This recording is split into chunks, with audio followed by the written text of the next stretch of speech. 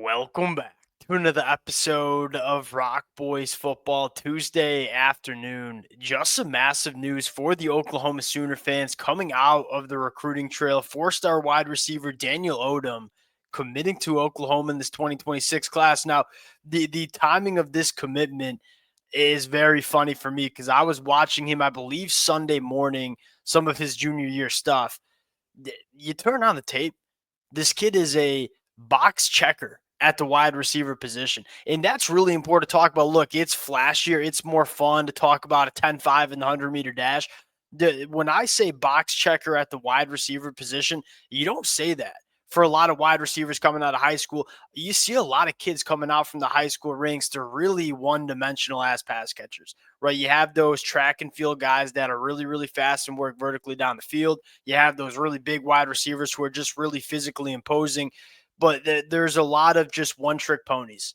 You turn on the film for Daniel Odom. One, he moves all around the football field, plays the boundary, plays the slot.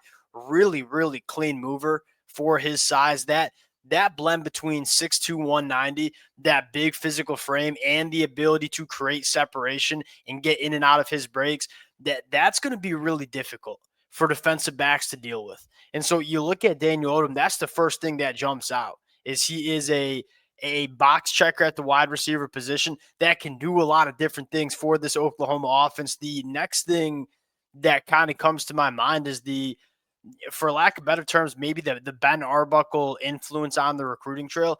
Look, when you go to recruit quarterbacks and wide receivers, they want to know that the passing game is going to be there. That's one thing we're really damn confident in with Ben Arbuckle, right? Not only developing quarterbacks, but developing an offense that is going to put points up on the board, is going to allow these wide receivers to be really productive. I'm a Michigan fan. That's the biggest thing Michigan's struggling with, right? We want to recruit wide receivers. We don't really have the offense that is that gravitational pull for wide receivers out of the high school ranks. You look at Ben Arbuckle, I think there are quarterbacks and wide receivers that want to play for what he brings to the table on the offensive side of the football. Want to get into Daniel Odom a little bit, talk about what he brings to Oklahoma, dive into a little bit of the film before we do, and as always, to the Oklahoma fans. From what it sounds like, really big junior day for Oklahoma over the weekend. I was getting some tape in on some of those guys. It sounds like there's some real momentum with this Oklahoma program on the recruiting trail, which, for lack of better terms, sets up really fun for us over the next couple of weeks and months. Hopefully a lot of commitments to break down in this 2026 class. Appreciate you guys rocking with it. If y'all do enjoy the content, consider subscribing to the channel. Without further ado, let's get into Daniel Odom. And again, I think the first thing that stands out is the size. I mean, it's legit. It's all a 6'2", 190 and a really thick lower half. Almost kind of looks like a running back out there. He has a frame that is filled out.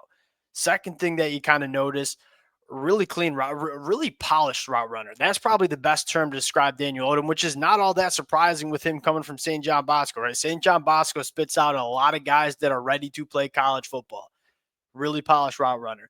Lastly, good at the catch point.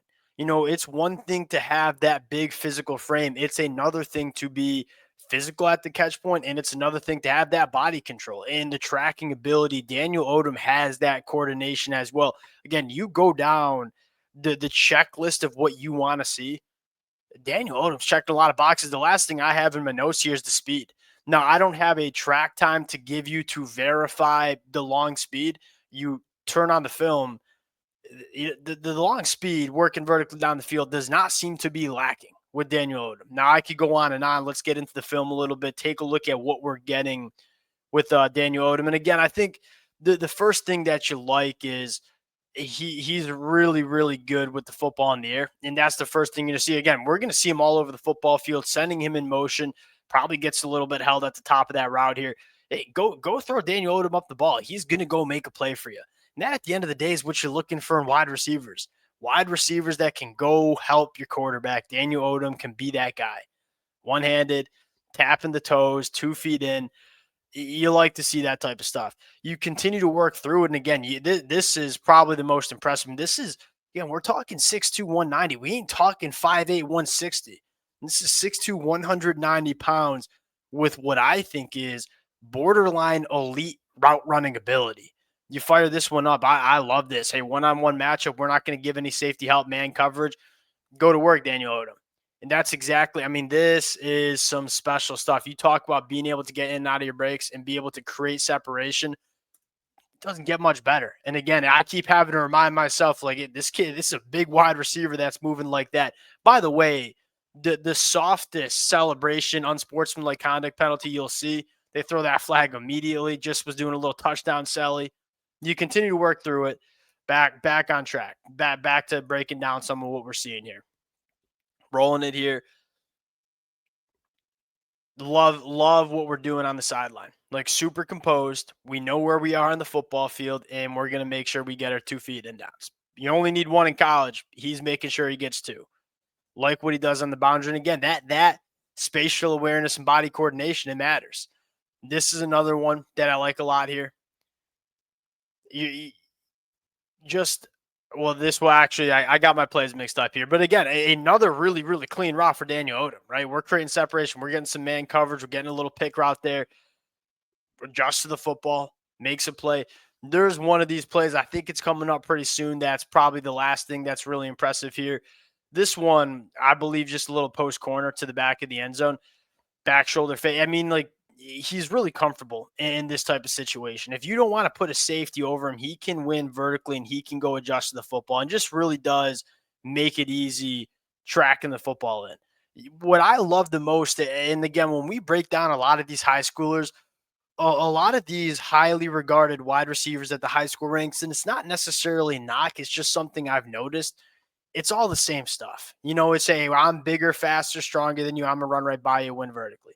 Okay, that's nice that you can do that at the high school ranks. Is that stuff going to translate to the collegiate level? And we see some wide receivers struggle when they just can't run a fly, run a go ball, and just run right by defensive backs. When you get into Daniel Odom, it's a variety of ways that he's winning as a pass catcher. I mean, right here, you're going to see him working from the slot. We're going to run kind of just a little bit of an out and up here. And again, you want to go with Daniel Odom here. And when you have him lined up on a nickel back and you want to go man coverage, one, we're getting a little help from our outside wide receiver here. But again, just knows how to create separation, tracking the football in, box checking wide receiver. And I say that with the utmost respect. I mean, I don't know if there is an elite characteristic to Daniel Odom, but you look at a lot of the best wide receivers at the collegiate and NFL levels, some of them have elite traits. The best wide receivers that you see are the ones that know how to run the routes, know how to get open. When you start looking at like the Justin, you see the Tyreek Hills, just super, super fast guys, but a lot like Cooper Kupp, Justin Jefferson. Hey, I'm really clean with my routes. I know how to play the wide receiver position. I know how to get open. Those are Stephon Diggs, probably another good example. Those are the best wide receivers, both at the college and NFL ranks. And I think that's kind of what you're getting with Daniel Odom. There is not this one trait that you think is super elite, but man, he is such a clean wide receiver. Oklahoma in the 2026 class, it not necessarily a slow start. We're just starting to ramp things up. But when you have that quarterback in Jaden O'Neal, it becomes easier to recruit wide receivers. You know, one of the biggest things wide receivers want to see is, hey, who's going to be throwing me the football? Oklahoma, Jaden O'Neal, they feel comfortable about what the future of the quarterback position looks like. Obviously, Michael Hawkins on this roster too. We'll sign out there. Appreciate you guys rocking with it. If y'all do enjoy the content, consider subscribing to the channel, and we'll talk to y'all later.